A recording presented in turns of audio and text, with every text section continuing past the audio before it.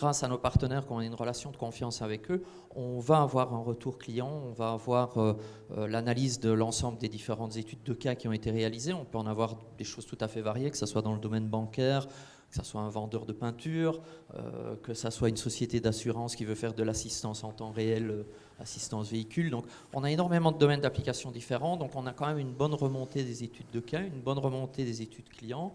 Et peu importe le domaine d'activité, il y a un point commun chez tous les clients, c'est qu'ils commencent petits. Oui. Donc on va commencer avec une tâche et on va se focaliser sur la tâche, puisqu'il y a toujours 3 choses effectivement à tenir en compte. La première chose, c'est l'analyse des données existantes, parce que pour pouvoir avoir un modèle d'apprentissage, il faut disposer de données.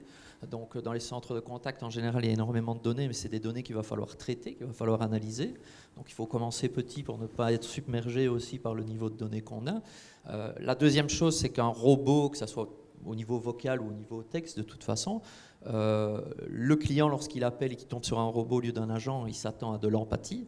Alors que le robot, il parle bit and bytes, comme on dit, hein, du 1 et du 0. Donc, il va falloir créer un flux conversationnel qui fait en sorte que le client se sent à l'aise avec le robot, ce qui est une complexité supérieure. Et puis après, le troisième aspect, c'est là qu'Audio Code intervient, c'est de devoir intégrer la partie composante entre un système de contact center existant, un système de communication existant, donc une infrastructure avec un CRM existant, avec un chatbot existant, avec peut-être d'autres systèmes speech to text ou text to speech pour la partie traduction, qui peut être différent parce qu'il est plus performant d'un fournisseur à l'autre ou d'une langue à l'autre ou d'un dialecte à l'autre. Enfin, pas pour la France, il n'y a pas trop de dialectes, sauf le ch'ti et le marseillais.